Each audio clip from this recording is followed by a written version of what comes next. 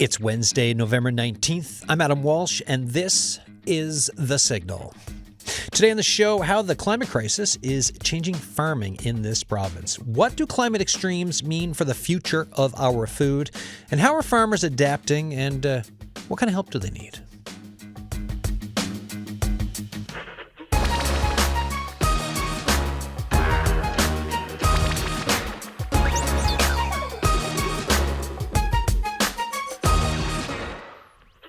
Before I get to my guests, I have a couple of recorded interviews to play, which, by the way, are featured in this week's This is Newfoundland and Labrador podcast. And if you like podcasts, please follow This is Newfoundland and Labrador, and even maybe tell a friend. So the nudge for this show was an email I got from James Tarrant, who is the communications coordinator for Agricultural Climate Solutions NL. James wondered if I'd be up for some coverage on the effects of global warming and Newfoundland and Labrador agriculture. And gosh, was I ever, and am I ever up for that kind of a thing, right? First-hand insights from local farmers, talking about serious concerns, but also stories of resiliency. So I said, 100%, let's get it on the go. So James got me in touch with Darryl Legge of Legge's Poultry Farm in Harbour, Maine. I visited the farm earlier this fall. Take a listen. So right now we're standing in our, I guess will be our smallest barn. It's 200 feet long, it's 45 feet wide with 10-foot high ceilings. It's approximately around 9,100 broiler birds walking around freely on the floor, just eating, drinking. So yeah, this is one of our smallest barns, and over the years, this is not how I bought it. We've having to in the back, all the way in the back. I don't know if you can see it back there. That white louver system back there. That's actually in a 54-inch fan. The big thing in back. The big thing in the back is actually an exhaust fan to cool these animals in our extreme heat temperatures that we now get in Newfoundland during the summertime. Combined with them on the walls here, you can see 6 more gray louvers. And they range from 24 to 36-inch fans. So when I bought the place, there was 5 18-inch fans here. Compared to what we have now, it's almost 3 times or 4 times the air movement, just to be able to keep up with the increased temperatures that we see in the province now. So then when did you first, we've been thinking about climate change for years, but when, in your profession, your industry, when did this start to be to the point where you're like, okay, we got changes are coming and we got to bring them in? I guess for me it was after I bought the place. I was only 30 years old. Money was tight. Trying to see where things were going out, where we could control them, what our losses were like. So I started tracking our production, our water consumption, how hot did it get, did that affect the quality of our birds, the weight of our birds. And what I started noticing is that as our summers got hotter, my ventilation system, which was designed for a building what we'll call normal Newfoundland summers, it could not keep up no more. So when I would actually look at, as I started to upgrade certain floors or a barn, I would see a drastic change in the quality of life for the animal, but also for the monetary gain in the production value, where you would see a bigger, healthier bird. And it's just something that you look at and you watch it over a couple of years, and then you realize, you know what, this is the new normal. There is no more 25 or 20 degree sunny summer days. Now out here in the Harbour Main Holyrood area, we're looking sometimes just 35 or 40. And when we're looking to grow food and provide a quality of life for these animals, because that's a part of it, we got to plan for the worst case scenarios. So with that, I contacted a ventilation engineer who specializes in poultry houses, worked with him and his company. And that's how we came to the decision of bringing it to 2026 or 2025 standards, I should say, trying to cope with the climate change and the effect that it's having on food production. All right, so yeah, here we go. Take the booties off, one at a time. There we go. Oh, all right. Fresh air. We're just in the lunchroom attached to the barn that we were just in, looking at 9,000 birds. And just to put it in perspective for you, I don't grow just 9,000 birds. We actually grow 120,000 birds, and we do that 8 times a year. And we're usually coming in around 1.4 to 1.6 million chicken per year. The chicken that you actually just see now, in 14 days, it will be the chicken that you see in your grocery store, be freshly bought here and consumed here. What are other farmers in the community telling you about their experiences in the last couple of years, especially this past summer? This past summer, I guess, has probably been the worst that I've heard from people. I mean, within my industry, especially because our livestock is completely housed inside, we need to control our environment. So we've been seeing these things because, like, if you have a hot day and your animals are outside, it's not so bad. But if you have a really hot day or two and you've got livestock in the barn, you need to control it. You need to do something about it sooner. So my peers, I guess, have been doing the same thing I've been doing. But with other industries, yeah, I mean, we're hearing some horror stories. I mean, we're hearing like 1 cut of hay instead of 3 cuts of hay, 20 acres of carrot seed planted, they might find 5 bags of carrots coming off it.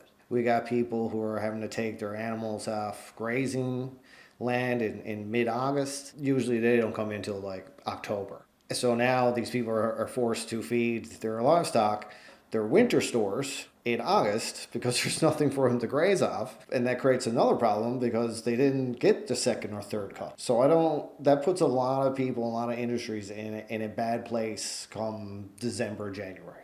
Because then you already got to make the decision of, do I euthanize the animal because I have no food stocks to feed him, or do I take a loss and try, again, keyword is try, to try to secure some hay or some other corn or wheat or some sort of food stock to feed these animals.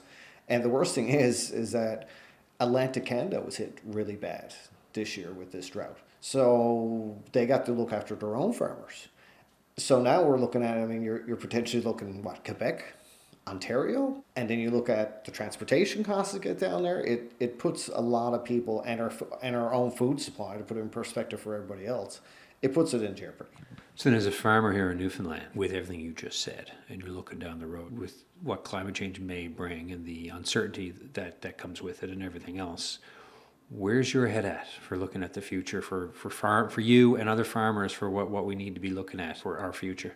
For me, I won't lie. I'm a little bit on the fence. It's been 16 years now. It just seems like things are getting more difficult, harder to deal with. Trying to deal with factors of weather, the extreme weather conditions that we're dealing with. It's disheartening, and economically, it's.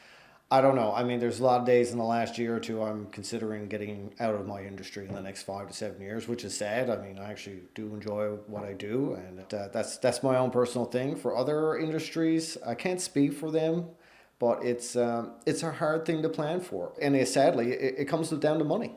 To go into farming now, it is a risky business. I won't lie to you. I mean, farming was hard before climate change. You also got to realize that for commodities, it's just not what happens in Newfoundland. So if you get droughts on the prairies and you get a lot of farmers going out of business, and all of a sudden, I know to the normal person going around their day, they don't care or want to know what a bushel of corn costs. But when a bushel of corn goes up, it makes everything more expensive, which they will eventually see in the grocery store. And everyone knows that the price of food for the last 4 years has been out of control.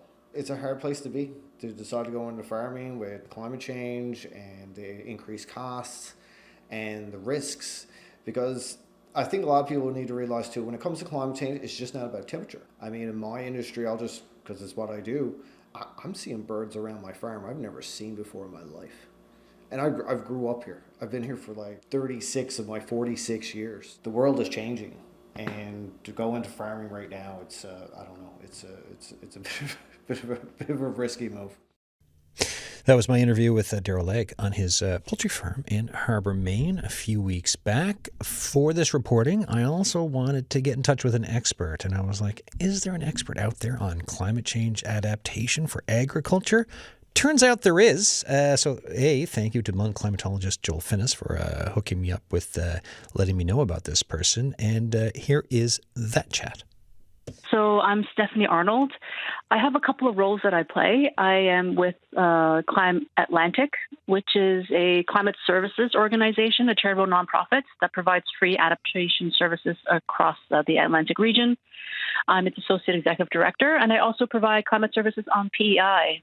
And the other hat that I wear that's relevant to this conversation is I'm also pursuing a PhD in climate change adaptation for the agriculture industry. So what are the difficulties? What are they facing that's new and different than before? I think it's the fact that it's maybe a bit more severe and extreme in terms of the extent that they have to rely on either drainage or irrigation or both. And both of that has climate change as a really big factor, because with the climate changing, the air getting warmer, it's also changing how rain is falling. Warmer air can hold on to more moisture. And so we're seeing longer periods without rain. And then when it does rain, we see really, really intense rain. And so what's happening is maybe the patterns that we're used to, and the farmers are used to coping with in the past and managing in the past, those patterns are changing. The timing of when the rain is changing, when it's coming and when it's not coming is changing. And so sometimes farmers are putting in a lot of drainage tiles to help make harvest easier so that you're not bringing wet, heavy equipment into wet fields. And you also see irrigation to support crops that really need or are very water sensitive and to need that extra water, and they supplement what they're getting from rain with irrigation. So a lot of investments are going into farms. Can folks afford to do all these investments? That's a really big question that I think a lot of farmers grapple with. I think there's that upfront cost that you're looking at, and also the cost in just staff capacity to run these operations, particularly for irrigation. And there is a matter of, what are the interest rates like? When is the payback period? How often am I going to use this? Is irrigation going to help me every year? What is a percentage of extra yield that I can expect to help me pay off this equipment? On the flip side of it, it's not really even just the upfront cost, which is already significant. It's, will this pay off? Can I get it back? Am I able to sell my farm? And this is going to be an added value in the selling price. Or if I don't have a succession plan, am I going to continue to invest in a business that I might not have a buyer for at the end of my career? And so the farmers are not grappling just with climate change in terms of the weather and the impacts and how they change their operations. It's also, how do I fund investments? Is it the right thing for my farm? So there's adaptation discussion, and folks are looking at this side of adaptation. I also know that some farmers are looking at different varieties for planting because of the changing climate. But the other thing that comes to my mind, it's the speed at which climate change is ramping up, impacting us.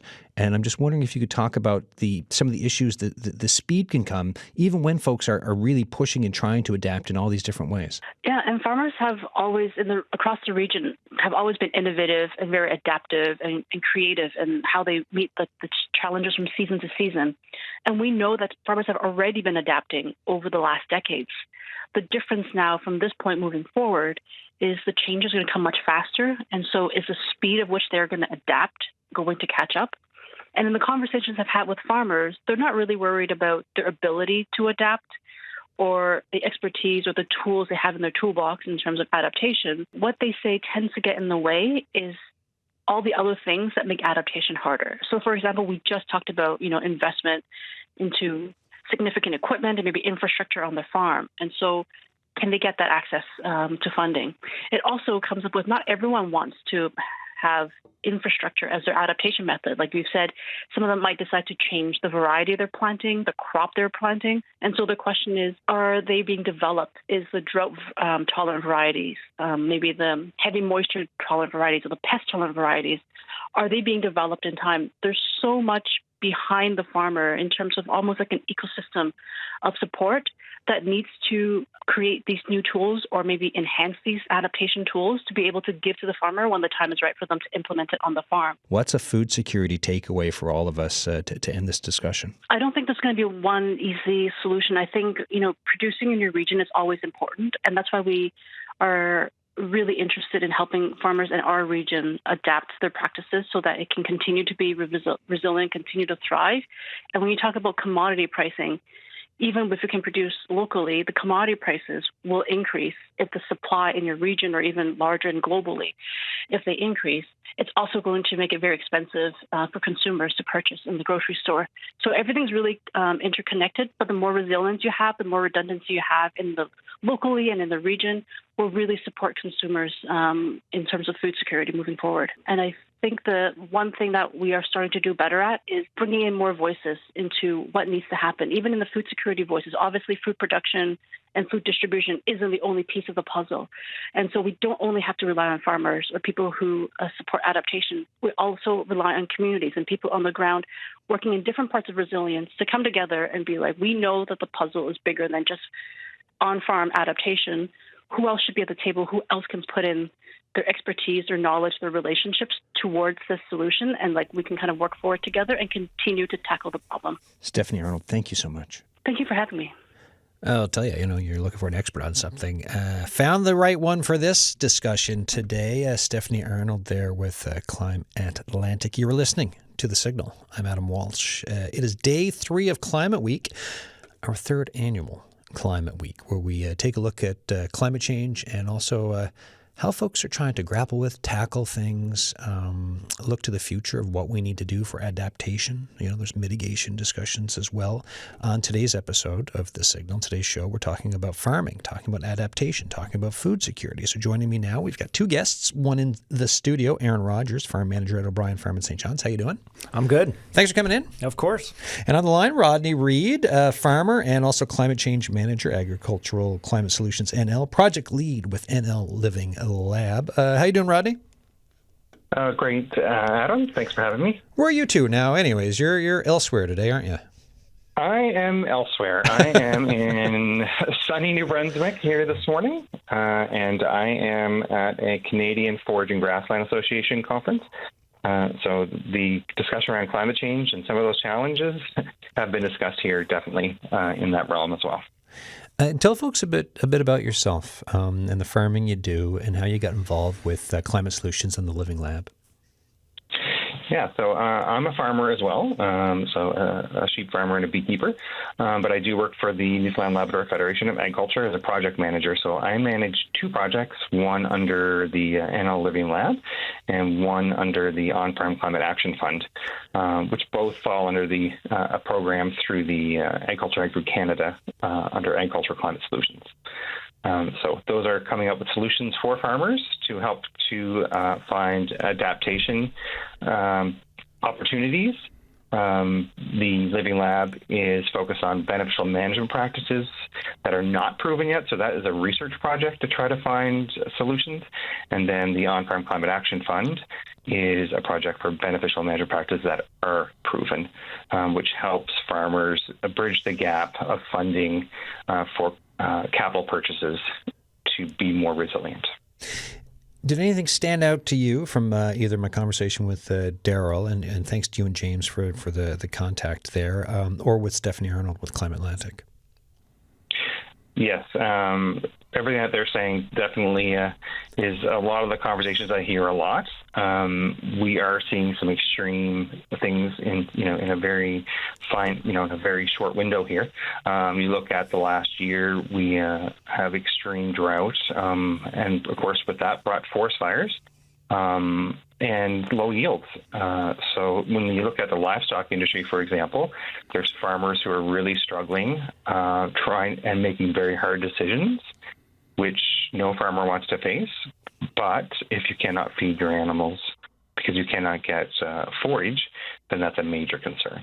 And the cost to import, if you can find that, is very cost prohibitive, which creates a food security issue. Yeah, not just for the livestock, but for the population as well. Yeah, so it's the livestock bit, trying to find feed, and then when you're the farmer, that must be just beyond stressful, right? It certainly is, and we are fortunate enough to have, we're short forage ourselves for our operation. We do have a fair amount of animals, so we do feed a lot more hay than a smaller farmer. Scale depending on what you're talking about, but we do have a farm gate store too, and we get customers right now that are coming in daily, and they see what we have as a stockpile, who for them would probably be enough for 10 years. But we unfortunately are short as well, so we're in a real bind of trying to help support other local smaller producers as well, or homesteaders. but there's a lot of tough decisions, I think, coming ahead. Yeah, so I mean, tough decisions off that sometimes involves culling animals or figure. I mean, sometimes farms close, shut down. And, people try to sell farms. There's a whole range of things that happen. How do you, when you're looking at tough decisions on the horizon, how do you work through that to try to problem solve and to try to stay towards a producing successful side of things, given what we're talking about? Yeah, so some of those BMPs, like I had mentioned, the beneficial management practices, one of their off-cap is rotational grazing. Right. So I was here yesterday at an advanced grazing workshop. So teaching producers how to move animals through more intensively to utilize the pasture and maximize your pasture days is something that we are going to be focusing on through the On-Farm Climate Action Fund. There's funding for producers to adopt those BMPs, but there's also a huge technology transfer piece that's part of that. And it's taking that information, getting it to farmers, and showcase to them where the benefits are, of where that they can improve their yield with the resources they have.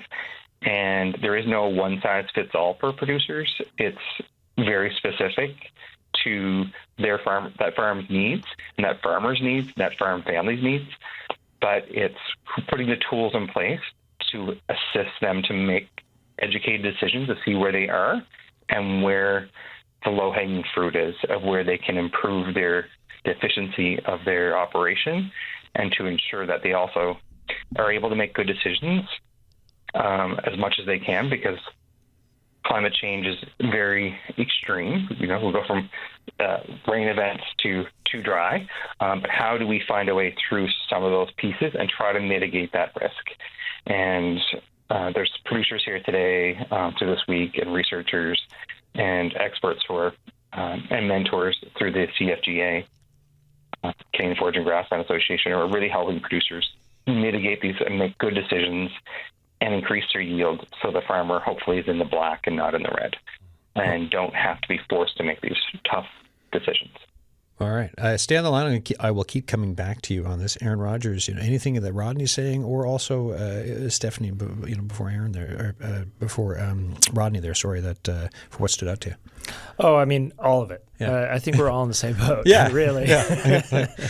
The predictability is the hardest part, right? Yeah. It's an industry that just requires predictability, and we've had that for a really long time in agriculture, and we're seeing less and less and less of it. Well, like the other week when I went to a Bryan farm, and this is, in the podcast, folks, this is Newfoundland and Labrador. Subscribe if you like podcasts. When I went to interview you, you were shoveling snow. Yeah. And there's no snow here outside today. No, not at all. But then that came after some really good weather, and it was like up, down, and then all of a sudden we've had winds lately. It's absolutely, it's a lot. It is, and like everybody said so far. So it's like water issues, right? It's not just like not enough, but sometimes it's too much.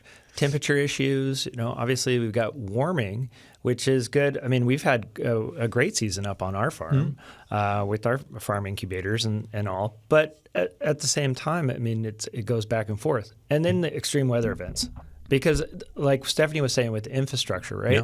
It only goes so far. So, there's costs associated with this stuff that you have to think about, whether or not you want to put in the infrastructure to do these things, but also what's the maintenance cost on it. Yeah. So, you put in a bunch of greenhouses and then you get 120 kilometer-hour winds and they're no more, right? Yeah. And so, these mitigation tools that are available, you do have to think about how the extremity of all this is going to affect it. Well, I didn't, because I'm not in with farming. So speaking with Stephanie, when they said even the succession plans, right? So if you're a farmer and you're in your 50s or something, and it's climate change, I'm looking at new equipment or whatever for irrigation or something. But then the big cost of some of this adaptation stuff, and then you're like, will this, who is someone going to buy this when I'm done? Am I going to be just in the hole for retirement? These are real issues that, for that one, there's the bigger food security discussion, but then for that family unit or that one person unit, it could be so damaging. Then what do you do? Yeah. Right. Yeah. And I mean, that's one of the things as we work on trying to, bring new entrants into farming and all, is what do they see, right? Not just trying to be prescriptive all the time, like this is the way you do it, but more of like what is the way that you want to see your farm look like in the future. And what I've found, and this is like North America wide, is that a lot of the new entrant farmers, they want smaller operations. They don't want to be super leveraged, right? They don't want to be constantly going to financial institutions all the time. They don't want to have like massive loads of debt, like none of us do. But it's really easy to do when you've got 500 acres and you've got tons of equipment and you've got tons of infrastructure and things like that. So one of the things that I kind of potentially see going forward are smaller farms. A little bit more efficient farms, but also people are going to have to be super adaptive all the time. And again, that's really hard to do when you've got, a couple $1 million worth of debt behind you all the time. And there's, that conversation around all of us those of us who are not farmers, and whether that's levels of government, regular folks who vote, go to grocery stores, whatever. We all eat, right? We happen to eat 3 meals a day. Yep. Most of the time. That would be the ideal. Sometimes 4. Sometimes 4, right? Late night snack. And with that, we need to think about the priority we're putting on where our food comes from. Absolutely. And the thing with climate change is it's global, right? Yeah. So, we always think about it on a very localized level, which is good because there's so many solutions that we have. And we were talking about that earlier. Yeah. But like the challenges that we have in Newfoundland are also the challenges that they have in the food belt in California, and the challenges that they've got in the food belt in Turkey, and the challenges that they've got in the food belt in Korea. And, So it's not like it's just us, right? It's all of us together. And so if everyone's in this position of being like, oh, well, this is getting way harder than it used to be, and people are thinking about backing out of the industry or what they're going to do in the future, or is it going to be not financially viable and all those things, then there will be an issue globally, right? We've been super lucky that you can get an avocado or a pineapple or some codfish or wherever, like all over the globe.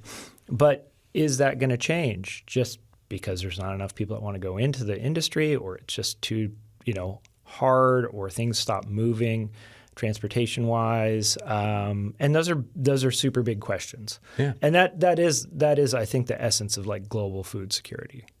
You're listening to The Signal. I'm Adam Walsh. We're talking about farming and climate change and how folks are adapting to it, what it means for us, where our food comes from, how much of it we get, how much we produce.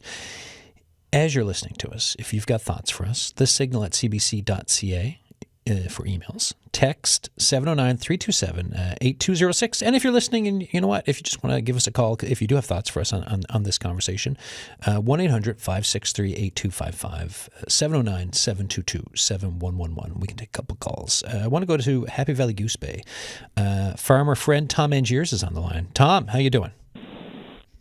Oh, I'm doing really good, Adam. How are you making out? Goodbye. What's the weather like in Happy Valley Goose Bay today? Today it's pretty warm. We're probably 3 degrees, I think, today. Okay. And so we're getting along with that real fine.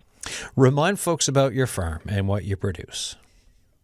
Okay, well, Spruce Meadow Farms is a root crop farmer.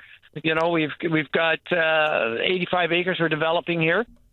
And we're growing turnip, cabbage, broccoli, cauliflower, lettuce, kale, onions, carrots, potatoes, that sort of thing.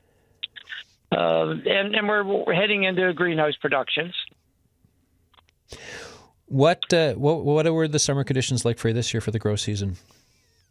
Well, our agricultural rep, Dwight Snow, we sent him a text picture there of our last frost was June 22nd. Mm-hmm. Extremely late, and it was a killer frost. Now, we had 75,000 transplants to put in, and so we were holding off for that last frost. We held on to our transplants for like 3 weeks longer, and then when we did get them into the field, I'd taken pictures of the Weather Network.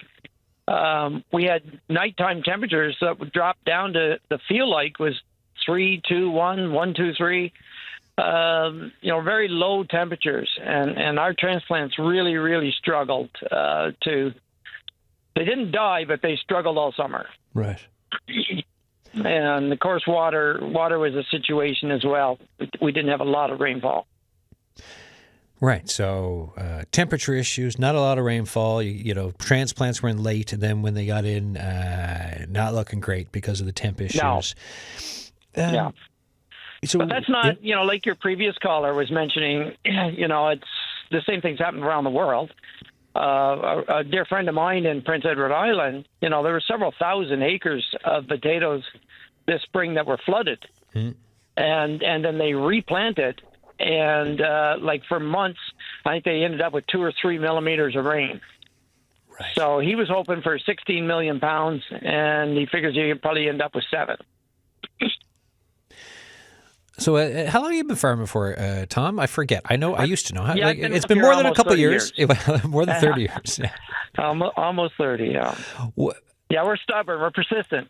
I mean, that you are, sir. What if, when we talk about changes, what have you then seen changing with what you've had to overcome when it comes to this change of climate? What folks like Aaron Rodgers was saying, and like you were saying for your buddy and PEI, what folks around the world are seeing for having to adapt and change with farming. Yeah, I guess one of our biggest struggle. Our biggest struggle was, trying to find a government that was receptive to farming in Labrador. Yeah, that's been a big hurdle. I know my son, he wanted to do a cow-calf operation. He got an agricultural lease, and he was told, no, don't apply for that. Don't do that. No, that won't work. And then it was only 5 years later, the province comes out with a cow program where they're giving cows away for free because we don't have enough beef in the province. Mm-hmm. So it's like the government wasn't connected to the realities of what we need and what we want to do. But I think that with Tony Wakeham, we've received a letter from Tony through the Food Producers Forum, and he's very receptive to developing agriculture. And he seems to be able to listen, and hopefully he'll be able to act on some of the commitments he's made. All right. So we're pretty excited about that. Well, stay in touch with me on developments. And what's I know you're awfully busy all the time. What's the rest of your day looking like? Yeah, so I'm actually sitting in my truck, my refrigerated truck here, and I'm heading to the airport to fly produce up to Meigs. Up in Nawashish. There you go. Food security, fresh produce, food security. Getting it done. And it's imported. We are bringing product in. They've got a full basket that they want supplied, and by bringing it in and distributing it, and this was held us up for years, is just trying to grow a few crops and trying to break into the market at harvest. Yeah. This way, we're into the market year round. And then when we do have our production, we just stop importing. We're the one to say, we don't need turnip, we don't need potato, we don't need until our crop is into the market. And we can do that for other farms here as well. So that's been a big change for agriculture here in Labrador as far as I'm personally concerned. All right, Tom. Well, good luck with the shipment, and thanks as always for the chat. All right. Take care. Have a great day. You too. Tom Angiers there, Spruce Meadow Farms, Happy Valley Goose Bay. I've been to Tom's farm and have done interviews with him in the past, back when we took the signal up to Happy Valley Goose Bay. This is the signal. I'm Adam Walsh. We're talking about farming and climate change, food security here on the show today. An email came in from Fred Scanes. Let me see. All for local farming. Would love to see so many new and innovative areas, but as a cook, yes, I will fall back on my default position and say love to see new endeavors in agriculture, but we are heading towards a population that wants to consume food, especially ultra-processed food, rather than cooking. Well, this hinders, I think, the development of what we need. And Aaron, me and you before the show, we were talking about connection to food, how important it is. Yeah. I know sometimes I go on about this new raised bed I had in my backyard this summer, but the connection to it, it's helped me think more about the food I consume, right? And in this case, like Swiss chard coming out of my ears all summer, but it was great. Like really loved it. And then to think about the growth of it and what is needed on such a bigger scale. Yeah.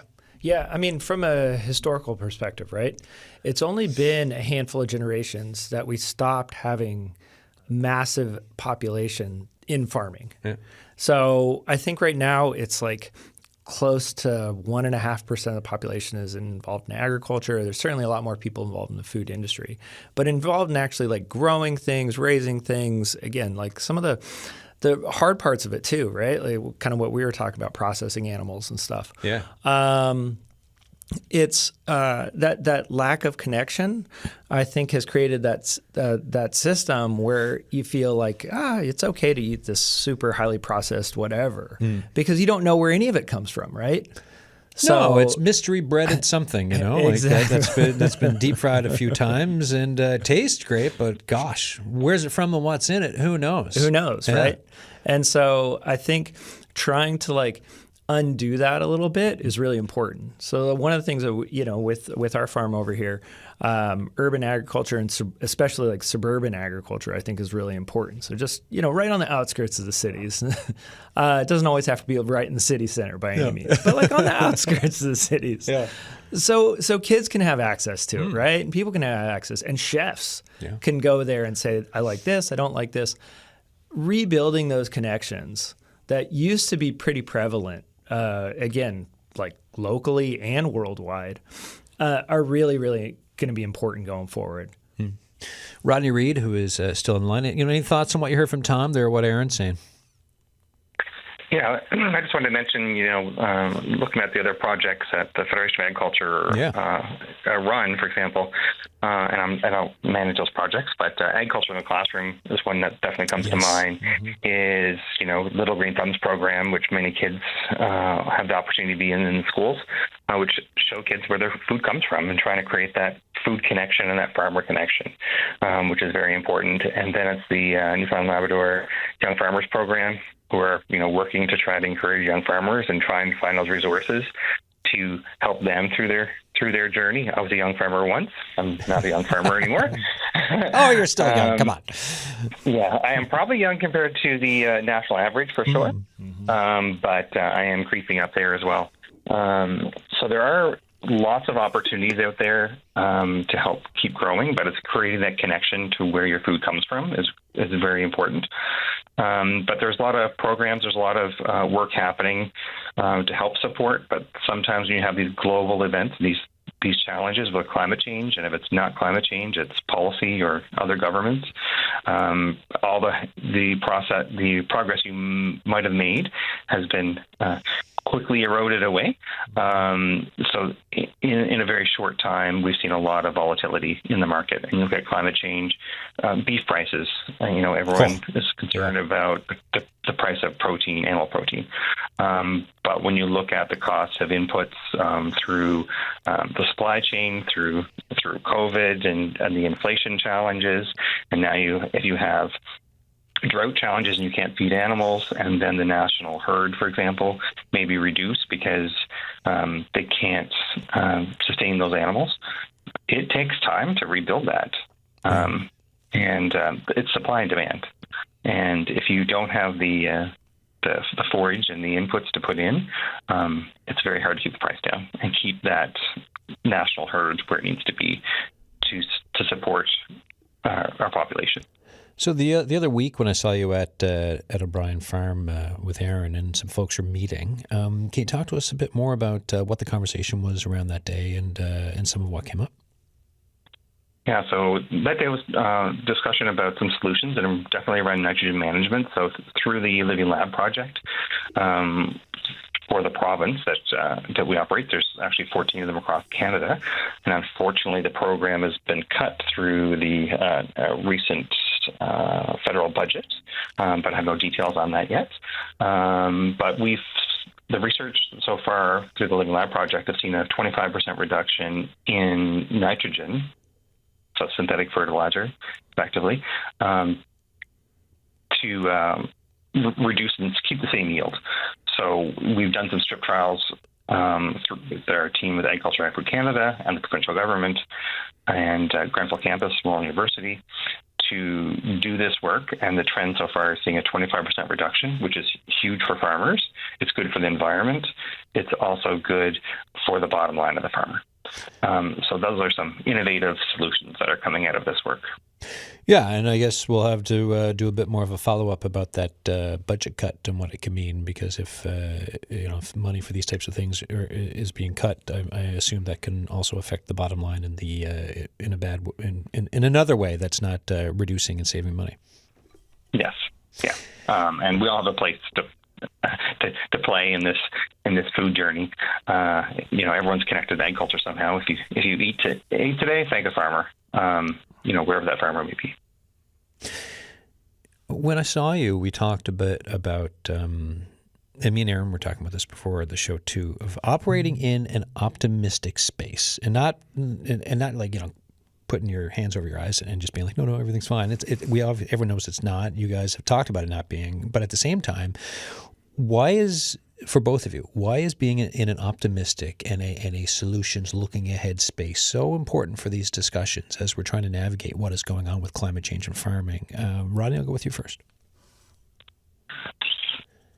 Well, there's many things you could look at that would be the negative, and I think farmers always try to look for the solutions.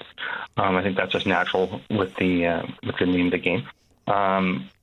But it's also recognizing where you may be in your challenges and your mental health. We're fortunate also around the Federation table to have a program called AgriCare, which supports farmers with the challenges of dealing with these unsustainable times of climate change and markets, and putting tools in place for self-care to make sure that you are sustainable, because it is challenged to be always in an optimistic solution world.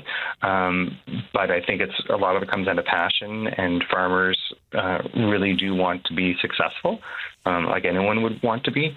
And they take a lot of responsibility to feed people and to make responsibilities when it comes to livestock, and sometimes that's a burden that farmers have to take. And they need to look for solutions to create a positive space to be in. And that's how I operate. And many people I surround myself are in the same space. Yeah, no, I mean, it strikes a chord with me for that type of an outlook. Aaron, what about yourself? Yeah, I mean, I think, Rodney was talking about earlier about supply and demand. And, in terms of food, the demand's always there. Yeah. Whenever, population's growing. We're lucky on planet Earth to have more choices, more food choices than we've ever had in the history of humanity, right? So I think now we're kind of at this crossroads where it's like, what do those choices mean? And it allows the farmers to think about that adaptability going forward, which, again, there's a lot of scary, potential there. But there's also potential. There's positive potential too. So, trying to figure out what might work in the future is generally optimistic, just in its nature. So that's where I try and kind of, guide the folks that I work with to kind of think about things that way. Well, it's also when you, like at O'Brien Farm, with the incubator that you're running, I mean, that is in itself just, how can that not be optimistic? Like if you're incubating for helping farmers get into farming and figuring stuff out for what works for the modern farmer in this environment that we're in, if you weren't optimistic, I don't think you'd be running an incubator. Exactly. Right? Yeah. And like the solution, I mean, it's really fun to watch people come up with solutions, right? Whether or not that solution is a novel idea, something new, or whether it's something that's been tested for hundreds of years, but it was their first opportunity to kind of get used to it or do it and things like that. It's cool seeing a eureka moment with, when someone comes into something like, oh, this is great. And you're like, yeah. Sometimes like the journalism side of folks, when it comes to like what we do for processing stuff, someone's like, oh my gosh, did you say? It's like, yes, this has been known, but good, you've discovered it. Yeah. Let's help you kind of move it along even more to discover more things and then to come up with stuff that maybe we don't know about. Absolutely. Yeah. Yeah. And I think too, like there is a rebuilding of connectivity between farms and agriculture and the population sectors that want to have a whole big variety of food, but also want to have local food. And local food movements have grown worldwide. Certainly here, I mean, from everything that I can tell and folks that I've talked to, down at the farmers market this weekend, and it was packed. Yeah. Middle of November, right? So. It's that kind of stuff that does give me optimism. When you start thinking about it on a big global scale, trying to meet all the other requirements, as Rodney was saying, it's hard. It's just really hard. But you got to live in hope a little bit. So with that living and hoping, and you look at the part of the pun, like the crop of farmers coming up through now that you've been around and all these other conversations, plus government, plus regular folks, what do you see for the future of trying to shore up food security for this province and improve how we farm and expanding it? So I always like to think of like the margins, Yeah. My father-in-law likes to say like take care of the nickels, the dollars will take care of themselves, kind of thing. and I love that, right? Yeah. And so if the province could improve by like a single percentage in terms of the amount of protein that's produced, right? Or reduce forage costs by, a few percentage here and there, reduce energy costs that, the farmers are needing for heating their barns, like the poultry farmer earlier and things like that. Or, some of the veterinary costs that Rodney may have, or, guys up at my place may have, things like that. And also, just that, again, the overall production, right? Increase consumers, by 1% more. If you're talking about 3 days out of the year, right? 1% of your year. If people told themselves, I'm going to buy local 3 more days out of the year, that would be a huge, huge boom to the industry. I have not thought about it that way before. Because I've heard it a lot, and I understand it, but for the importance of talking about buying local and for what it means. But on that side of here's a doable thing, folks. Like, because you can always think about it, feel kind of bad or stressed if you don't or can't or whatever. But 3 days a year. 3 days a year. And if folks start to do that, that makes a big difference. Yep. Nickels into dollars. Tara is on the line, calling from St. John's. Hello.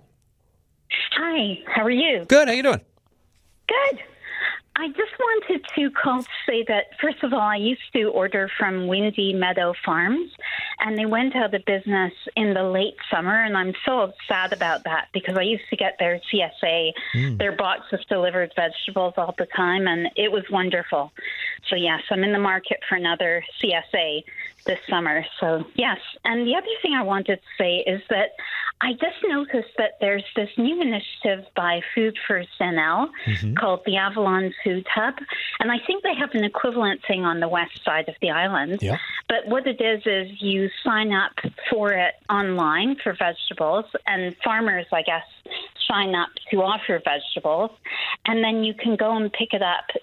I live in Pleasantville, so the Food for SNL office is just right here in Pleasantville, and you can go and pick it up from their office. And it looks quite good. So it's avalonfoodhub.ca is the website. Yeah, I just noticed it. Well, yeah, that's an important thing to mention, right? Of looking to see what is available, what are the different ways we can go and get food, and especially if you're in Pleasantville and they're just next door to the folks at Food for. I'm just across the lake, by the way. If you can go to for the food, folks at Food First, and how so obviously buying local is a priority for you. Why? Oh, Oh, I love the idea of getting the vegetables fresh from the field. It's wonderful. And in fact, I have a neighbor who's a farmer, and they farm in Mount Scio. And I have sort of a bit of a barter deal with them. I offer them a bit of storage space, and they give me fresh vegetables, and it's wonderful. I absolutely love getting fresh carrots from the field. It just tastes better. And people don't think it will, but it really does. I mean, the freshness is incredible. I get this endive from them that's just so tasty, and I'm still getting vegetables from the field. You would think now with the frosts coming and all that there wouldn't be any left, but there's still a bit coming, like parsley and stuff like that, kale and carrots and all that is still there. So it's amazing. What are you doing with those endives when you get them for cooking? Is it just butter I or what? like eating them just fresh. Like I just have them in salads, but you can roast them. You can cut them in half and roast them, and they're amazing like that. But at this time of year, they're so sweet because ironically, the colder it gets, the sweeter the endive is. So yeah, it's amazing. Thanks for the call. I appreciate it. Thank you. Bye.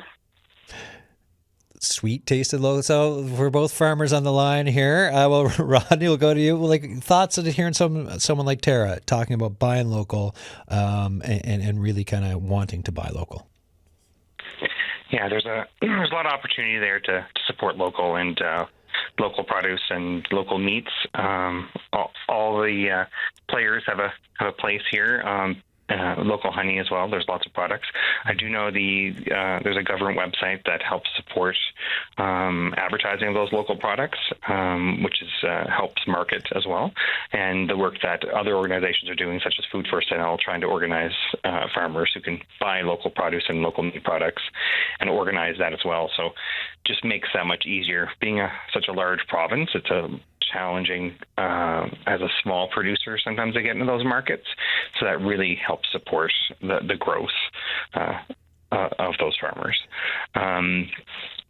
Just talking back, I guess, on the climate change piece, a lot of the producers are finding lower yields this year. So profitability is important. It's not a dirty word. And farmers need to be profitable. So hopefully we can find solutions and have all players at the table to help support them grow and try to find ways to mitigate risk through these periods of drought or too much water or temperatures or other disasters that might happen. But that does take time. But I think the important thing is to have the people around the table keep the lines of communication open and don't have people working in silos. And that's what a project like Living Lab has really done is collaborations and bringing everyone to the table to find solutions. Rodney Reid, thank you for your time today. Thanks, and we'll stay in touch. I want to do more on this to dig into some of what James was talking about in that first email, but I'll let you get back to your conference there, and thanks so much. Yeah, you're welcome very much. Look forward to speaking again. All right, dude. Rodney Reid there. Aaron Rogers, final thoughts for you today in the minute we have remaining. Oh, just, I think we're all in this together, right? Yeah. Again, it's food. We're doing it 3 times a day, 365 days a year. And I think the idea of being solution-based, of trying to work, the stuff that Rodney's doing, it makes a lot of sense, right? Because it's very doable. And, we talked about that on the production side. And then on the consumer side, again, it's, just 1% changes, a little bit less food waste in your life. Like, again, that's a massive change, right? Looking where your food comes from. That's a big change, and maybe making some decisions there about how you want to do it. So it is doable. And I think if we all kind of sit down and, basically challenge ourselves to make a difference will be made. Yeah. Back to the farm for you now. Yeah. Oh, yeah. All right. Well, thank you for popping in here. What is it? 1.8 kilometers from here? Very close. It's pretty close. Pretty close. Yeah. The first time I went there, we took a roundabout route, and the last time I was there, I was like, "This is way closer than the first time we went." I wasn't driving that first time. Thanks a lot for coming in. All right, everyone. That's it for today's show. The Signal at cbc.ca. If you want to let us know your thoughts or questions or suggestions for future shows. What's tomorrow? Thursday. Thursday, Climate Week, day 4. We continue with our climate conversations. Activists and advocates on pushing for climate policy changes with government. That's tomorrow's conversation. Until then, thanks for listening.